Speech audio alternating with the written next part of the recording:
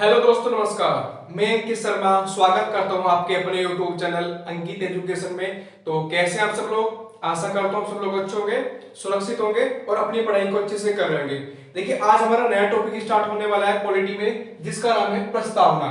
इससे पहले हमने संविधान सभा के बारे में काफी चर्चा की है, 3 क्लास पहले हो चुकी है। अगर अभी तक किसी ने वो क्लासेस नहीं देखी है तो प्लीज उनको क्लासेस को जाकर देख लीजिए, क्योंकि वो बेसिक क्लासेस हैं, वहां से भी काफी सारे क्वेश्चन बनते हैं। तो आज जो बातें करेंगे अपनी प्रस्तावना के बारे में हम बातें करेंगे। ये हमारे संविधान का सबसे महत्वपूर्ण पार्ट है। छोटा सा है, काफी सारे क्वेश्चन बनते हैं, तो इसको आपको क्या करना है, जितने भी क्वेश्चन यहाँ से बनने हैं सभी को आपने तैयार कर लेना है। मैं आपको यहीं पे तैयार करा दूंगा सारे क्वेश्चन, ठीक है? तो वीडियो को एंड तक देखना, और जो भी कोई क्वेश्चन आपके मन में आए किसी भी प्रकार का, उसको कमेंट बॉक्स में लिखना ना भूलें। वीडियो को अभी जल्दी से जल्दी शेयर कर दे, जितना हो सकता है उतना शेयर करो, सब तक क्लासेस पहुंचनी चाहिए। ये नहीं है कि आप पढ़े जा रहे हैं किसी को शेयर नहीं करें, तो प्लीज को शेयर कर दो कि सबका भला हो जाए, है ना? तो चलिए, काफी बार तुमने प्रस्तावना पढ़ी होगी। प्रस्तावना शुरू होती है, हम भारत के लोग भारत को संप्रभुत्व संपन्न समाजवादी धर्मनिरपेक्ष लोकतांत्रिक गणराज्य बनाने के लिए, ठीक है ना? तो कहां से शुरू होती है? हम भारत के लोग। तो सबसे पहले आपको पता होना चाहिए कि हमारी जो प्रस्तावना है वो, उसके तत्व क्या क्या हैं। उसके तत्व मतलब कि वो शो क्या करना चाहती है। जब आप प्रस्तावना पढ़ते हो तो उसमें आपको पढ़ने के बाद क्या मिलता है उसमें, तो बेसिकली 4 तत्व उसमें दिखाई देते हैं। हमारे प्रस्तावना के तत्व हेडिंग डाल देंगे, प्रस्तावना के तत्व, ठीक है? इसमें पहला तत्व आपका मिलता है संविधान के अधिकार का स्रोत।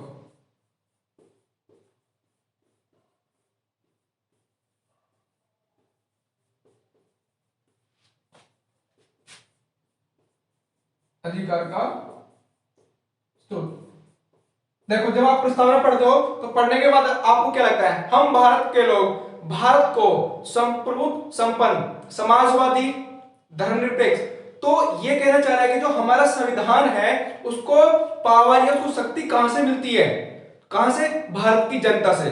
तो इसमें आ जाएगा भारत की जनता। अधिकार कहां से मिलते हैं संविधान के?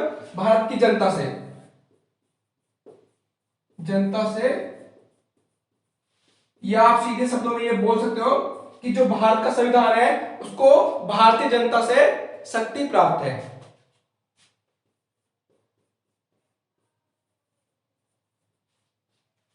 ठीक है? अब उसके बाद दूसरा तत्व क्या है? ये तो आपका पहला तत्व हो गया। दूसरा तत्व है कि भारत की प्रकृति कैसे होगी। जो भारत है वो किस तरह का होगा? राज्यों का संघ है तो वो कैसा होगा? तो लिखेंगे दूसरा तत्व, भारत की प्रकृति।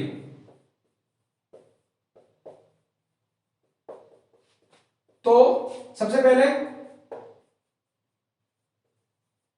संप्रभु संपन्न समाजवादी होगा, धर्मनिरपेक्ष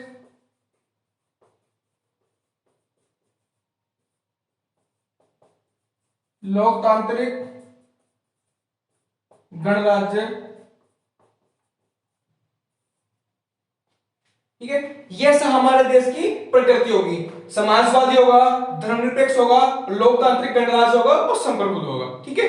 अब तीसरा, उसके उद्देश्य। जो हमने अपना संविधान बनाया तो उसके कुछ उद्देश्य भी तो होंगे ना, तो वो उसके उद्देश्य को उसमें शो करता है। जो उसका प्रस्तावना है, अब मैं आपको पूरा दे दूंगा यहाँ पे लिख के, तो आप देखेंगे तो उसमें उसका उद्देश्य, जैसे उसका क्या उद्देश्य रहा, राजनीतिक न्याय, आर्थिक न्याय, सामाजिक न्याय, स्वतंत्रता स्थापित करना, बंधुत्वता और ये सब समानता स्थापित करना हमारे संविधान का उद्देश्य रहा। तो तीसरा तत्व है संविधान का उद्देश्य।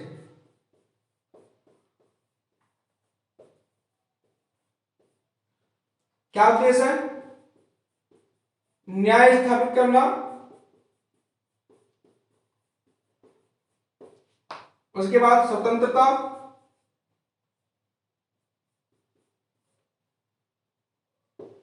तीसरा है आपका समानता, फोर आपका बंधुत्वता। तो जब आप पढ़ते हैं तो ये सब आपको प्रस्तावना में मिल जाता है।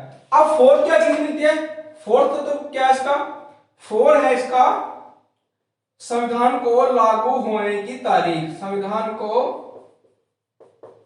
लागू करने की तारीख। ठीक है, ये चार बातें, चार तत्व जब आप पढ़ते हैं तो ये चार बातें आपको देखने के लिए मिलती हैं।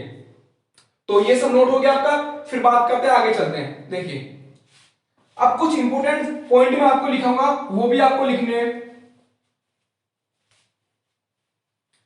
कई बार क्वेश्चन ये पूछ जाता है कि हमारे जो संविधान की प्रस्तावना है उसमें भारत शब्द का उल्लेख कितनी बार किया गया है। क्वेश्चन समझ में आ रहा है आप लोगों की, ये पूछ लेता है कि प्रस्तावना में भारत शब्द का उल्लेख कितनी बार किया गया है, तो कितनी बार है, 2 बार। कैसे, देखिए हम भारत के लोग, भारत को, तो एक बार तो आएगा हम भारत के लोग, भारत को, तो एक भारत तो ये रहा और एक भारत ये रहा, तो आपको कंफ्यूज नहीं होना है। तो प्रस्तावना में भारत शब्द का उल्लेख कितनी बार है, 2 बार। सिंपल सी बात है, ये आपको याद रखनी है। अब देखिए आपसे कई बार यहां पे ये भी और पूछ लेता है, एक पॉइंट और लिख लेंगे,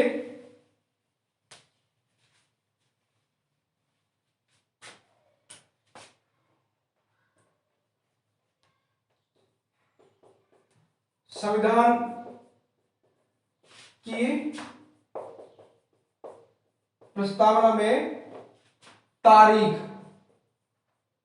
आपसे अगर तारीख पूछ ली जाए, कई बार की होता क्या है कि तारीख पूछ लेता है कि हमारा संविधान लागू हुआ तो 26 जनवरी 1950 को, 26 जनवरी 1950 को लागू हुआ था पूर्णतः।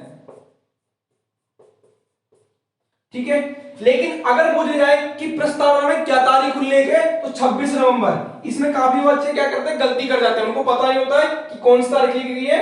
तो 26 जनवरी को तो हमारा लागू हुआ था पूर्णतः, लेकिन 26 नवंबर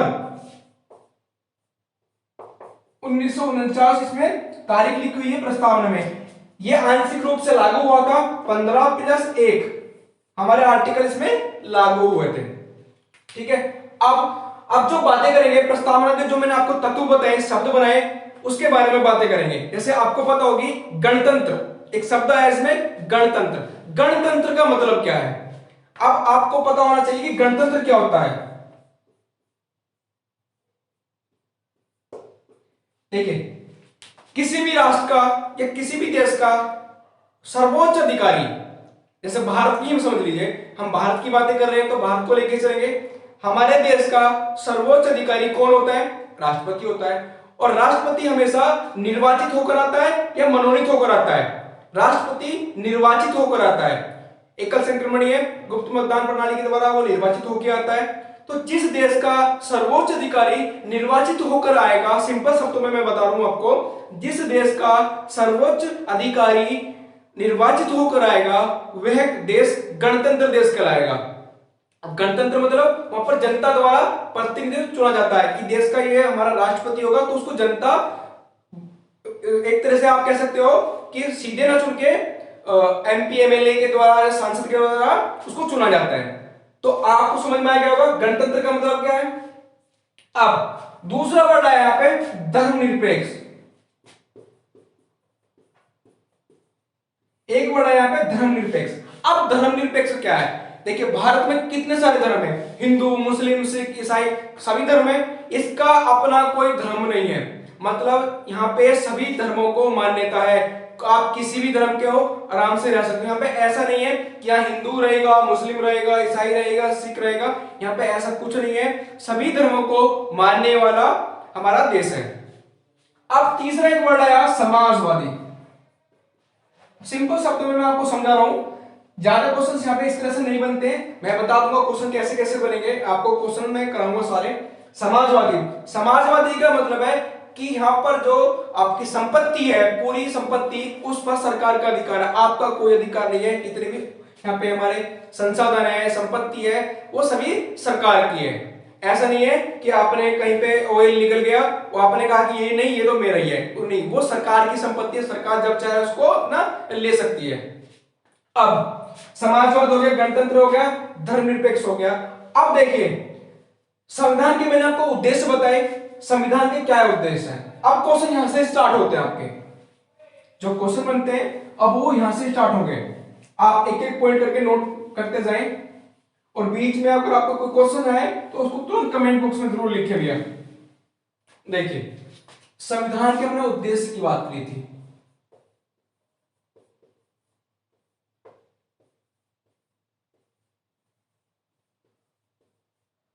उद्देश्य की बात की थी। सबसे पहले बात कर लेते हैं न्याय की। अब देखना क्वेश्चन तो यहां से बनना स्टार्ट होंगे। न्याय, न्याय कितने प्रकार का होता है? न्याय 3 प्रकार का हमारे संविधान में जो प्रस्तावना है उसमें उल्लेख है। न्याय 3 प्रकार के न्याय का उल्लेख है, 3 प्रकार के न्याय। क्वेश्चन बना कि हमारे संविधान की प्रस्तावना में कितने प्रकार के न्याय का उल्लेख है? 3 प्रकार के का। पहला क्वेश्चन 3 प्रकार के कौन कौन से? दूसरा क्वेश्चन अब आपसे हो सकता है इनमें से कौन सा न्याय हमारी प्रस्तावना में उल्लेखित नहीं है। अब वो पहले आपको 3 न्याय पता होने चाहिए, फोर्थ ऑप्शन आप जब भी कट कर सकते हो। तो कौन कौन से? सामाजिक, पहला है सामाजिक न्याय, दूसरा है आपका आर्थिक न्याय, तीसरा है आपका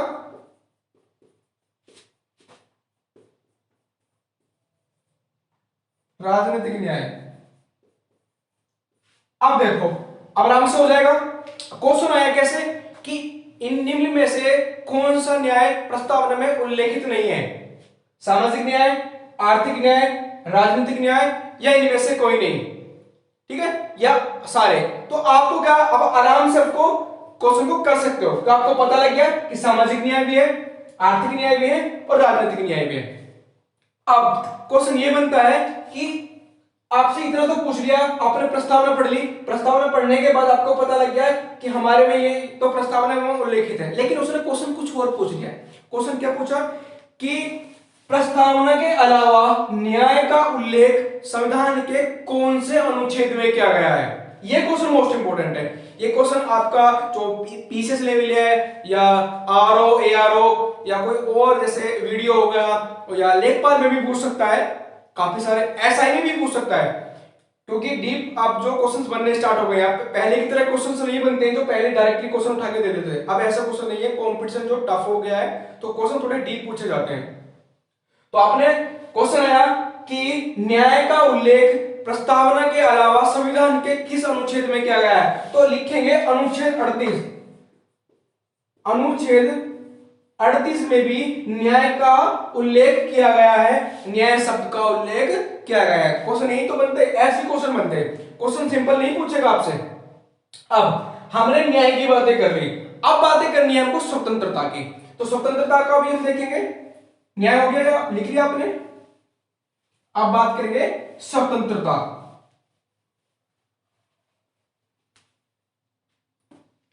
स्वतंत्रता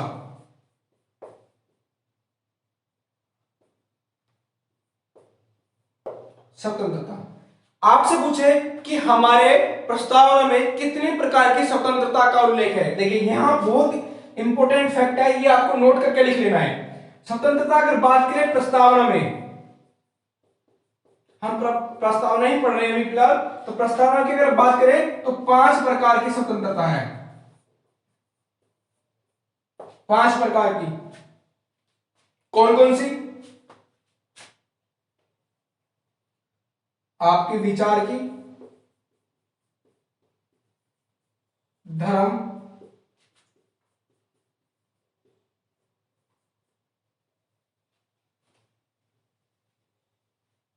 विश्वास,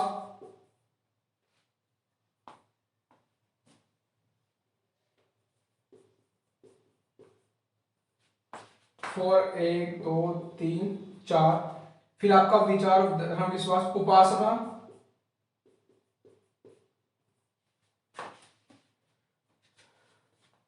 फिर आपका अभिव्यक्ति 1 2 3 4 5। देखिए स्वतंत्रता हमारी जो प्रस्तावना है उसमें 5 प्रकार की स्वतंत्रता का उल्लेख है। विचार, धर्म, विश्वास, उपासना और अभिव्यक्ति। लेकिन अगर हम बात करें कि हमारे संविधान में कितनी है, तो संविधान की अगर बात करेंगे स्वतंत्रता की, संविधान में हमारे 6 प्रकार की है।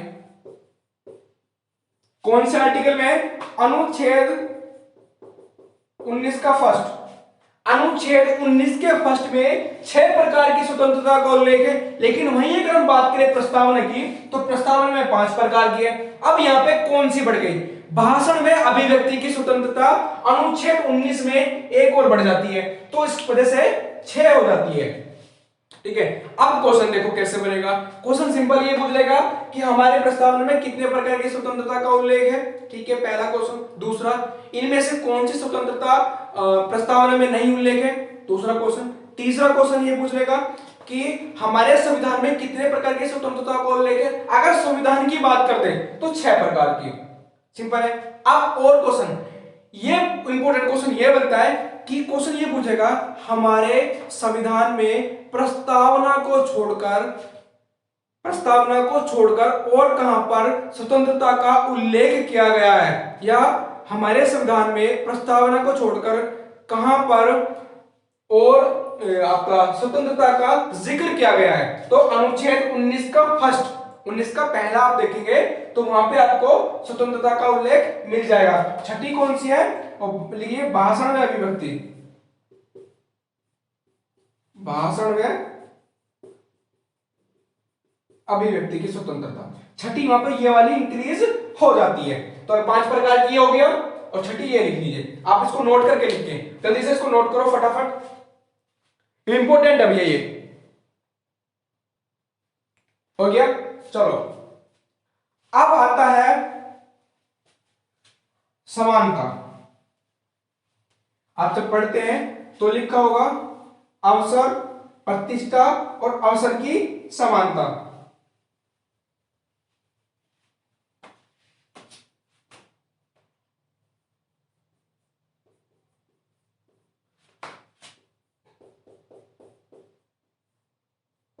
प्रतिष्ठा व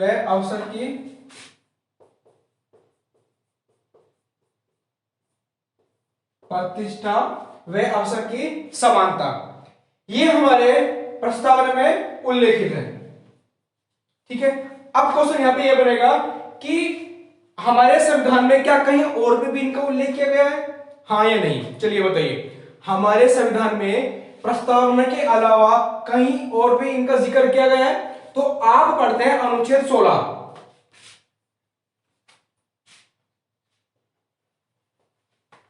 अनुच्छेद 16। तो अनुच्छेद 16 जब आप पढ़ते हैं तो वहां पे अवसर की समानता का उल्लेख किया गया है। तो आपसे यही पूछ लेगा, अगर ये पूछ लेगा कि हमारे संविधान की प्रस्तावना में कौन कौन सी समानता का उल्लेख है, तो प्रतिष्ठा व अवसर की। लेकिन अगर आपसे पूछ ले कि संविधान में प्रस्तावना के अलावा और कहां पर उल्लेख किया गया है अवसर की समानता का, तो अनुच्छेद 16 में इसका उल्लेख किया गया है। अच्छा, अब एक फ्रांस में क्रांति हुई थी, कब? 1789, ये आपका सन है जब फ्रांस में क्रांति हुई थी। तो उस क्रांति के कुछ यहां पे वर्ड देखने को मिलते हैं। कौन कौन से?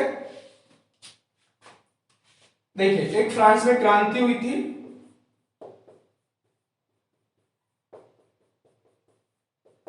ठीक है, कब? 1789 में। तो इस क्रांति से 3 शब्द, समानता,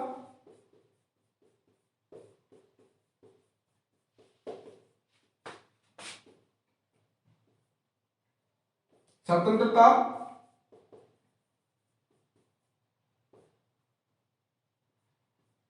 बंधुत्वता। आपसे पूछा जाए कि समानता, स्वतंत्रता और बंधुत्वता कहां से लिए गए, तो फ्रांस में क्रांति हुई थी 1789 में। तो उस क्रांति क्या है? नारा था स्वतंत्रता, समानता और बंधुत्वता। ठीक है, अब ये क्वेश्चन यहां पे बहुत इंपॉर्टेंट हो गया। अब ये क्वेश्चन यहाँ पे कैसे इंपोर्टेंट हो गया, आपसे यहाँ पे ये पूछ लेगा कि बंधुत्व शब्द का संविधान में प्रस्तावना के अलावा कहां पर उल्लेख किया गया है। चलिए बताइए, बंधुत्व शब्द का प्रस्तावना के अलावा कहां पर उल्लेख किया गया है। तो आप जब मूल कर्तव्य पढ़ते हैं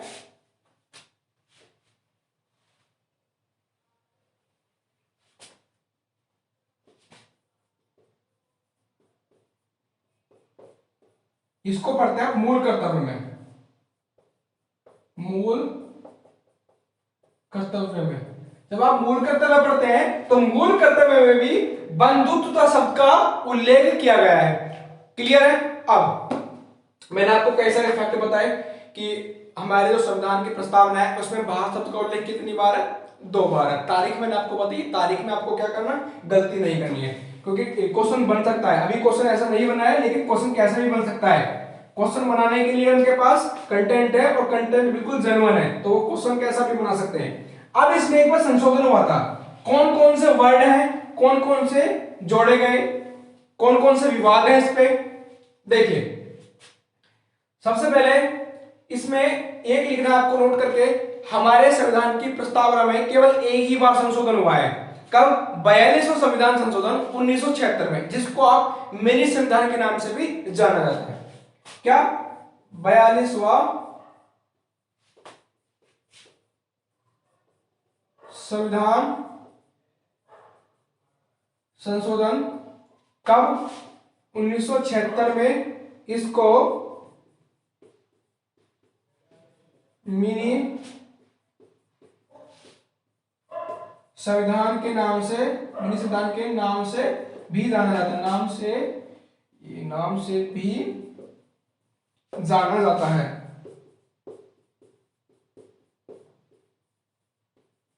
इसमें 3 शब्द जोड़े गए थे, इसमें 3 शब्द जोड़े गए। कौन कौन से थे? समाजवादी, एकता और अखंडता।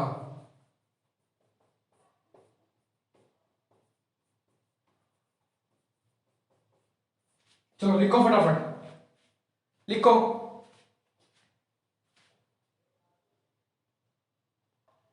ठीक है, एकता अखंडता हो गया, समाजवादी हो गया, एकता अखंडता हो गया। एक और तो आपका था, ये को एक साथ लिखना है, यहां पे लिख लो, एकता अखंडता। ठीक है। तीसरा पंथ निरपेक्ष।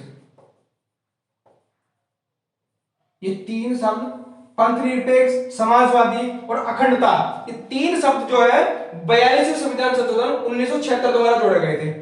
ये प्रस्ताव मूल प्रस्तावना में नहीं थे, ये मूल प्रस्तावना में नहीं थे। कौन कौन से? समाजवादी, अखंडता और पंथ निरपेक्ष। ये जो शब्द हैं ये आपके मूल प्रस्तावना में नहीं थे। अब ये सब नोट हो गया। चलो देखिए, 1960 का बैरूबारी विवाद, 1960 का बैरूबारी विवाद, इसमें यह कह दिया गया सर्वोच्च न्यायालय ने कि जहां पर भारत का संविधान जो है क्लियर नहीं कर रहा है किसी चीज को, वहां पर आप प्रस्तावना को पढ़े, फिर उसके बाद उस पर निर्णय लें। मान लो कि कोई मुकदमा है, सुप्रीम कोर्ट में चला गया, सुप्रीम कोर्ट में जाने के बाद वो आर्टिकल पे फंसा हुआ है कि आर्टिकल को क्लियर नहीं कर पा रहा है, तो उसको देखा जाएगा कि ये हमारे आधारभूत जो श्रृंखला है, आधारभूत संरचना है, उसका उल्लंघन कर रहा है नहीं कर रहा है, मतलब प्रस्तावना का उल्लंघन कर रहा है नहीं कर रहा है। अच्छा ये बताइए, जो प्रस्तावना है, प्रस्तावना का रखा किसने था? उद्देश्य प्रस्ताव 13 दिसंबर 1940 को, 13 दिसंबर 1946 को पंडित जवाहरलाल नेहरू ने एक उद्देश्य प्रस्ताव पेश किया, जिसको 22 जनवरी 1947 में सबकी सहमति से पास कर दिया गया, और उसका जो झलक देखने को वो हमारे संविधान की प्रस्तावना में मिलती है। अब इसके बाद एक सबसे बड़ा केस रहा, अब तक का सबसे बड़ा केस रहा है, जिसमें आपको 24 अप्रैल 1973 का यह मुकदमा है, जिसमें 13 जजेस की पीठ बैठी थी।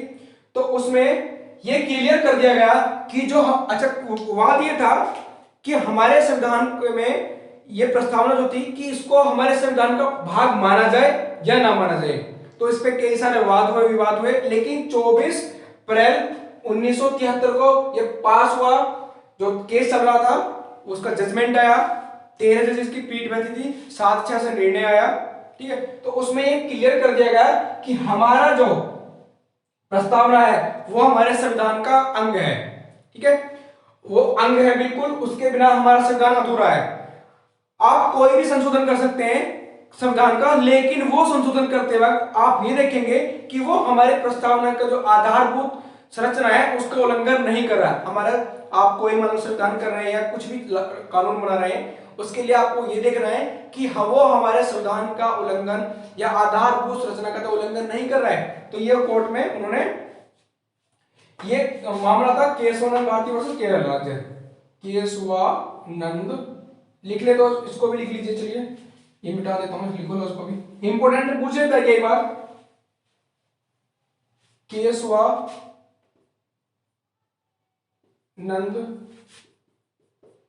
भारती वर्सेस केरल राज्य, 24 अप्रैल 1973 का मामला था। 13 जजेस की अब तक की सबसे ज्यादा जो जजेस की पीठ लगी है वो इसी में उसमें लगी, 13 में। ठीक है, चलिए ये आपके प्रस्तावना से जो इंपोर्टेंट क्वेश्चंस थे वो हो गए हैं। तो आज बात नहीं करी हमने प्रस्तावना के बारे में। अगला टॉपिक भाग 1 को पढ़ेंगे, और जैसे ही आपका ये कंप्लीट होता रहेगा वैसे वैसे मैं आपको क्वेश्चन कराता रहूंगा। तो आज का सेशन कैसा लगा कमेंट करके बताना, वो वीडियो को पूरा देखना, और कोई भी डाउट हो, कोई क्वेरीज हो या आप कोई सजेशन देना चाहते हैं तो बिल्कुल आप कमेंट बॉक्स में जरूर लिखें। और आपको अगर इसकी पीडीएफ या किसी भी और की नोट्स की किसी भी चीज की पीडीएफ आपको चाहिए तो टेलीग्राम का लिंक आपको डिस्क्रिप्शन में दिया गया है, जाके उसको ज्वाइन कर लेना है। अंकित एजुकेशन आप सर्च भी करेंगे टेलीग्राम पे तो आ जाएगा, हमारा लोगो मिलेगा वहां पे, आपको उसको सब्सक्राइब कर लेना है। वहां पे फेसबुक पेज है अंकित एजुकेशन के नाम से, वहां पे उसको फॉलो कीजिए। वहां पे नोट्स आपका जो आर्टिकल्स है, नोट्स है या जो भी कंटेंट है वहां पे आप उसको पोस्ट करते हैं, तो वहां पे आपको किसी क्वेश्चन का आंसर चाहिए तो वहां पे भी उसको पोस्ट कर सकते हैं। बाकी बहुत सारी चीजें वहां पे आपको देखने को मिलेंगी, जैसे अभी चल रहा है कि जो इंपोर्टेंट आर्टिकल्स हैं उनका पीडीएफ, उनका जो फोटो है वहां पे अपलोड होता है फेसबुक पे, तो आप उसको भी फॉलो कर सकते हैं। ठीक है, तो घर पर रहिए, सुरक्षित रहिए, अच्छे से पढ़िए और अपने एग्जाम की तैयारी करिए। कोई डाउट आता है बिल्कुल भेजिए, कमेंट बॉक्स में जरूर लिखें और ज्यादा से ज्यादा शेयर करें, सब तक पहुंचाए वीडियो को, फैला दो मतलब जितना भी फैलाना है। ठीक है, बाय बाय, टेक केयर, जय हिंद, जय भारत।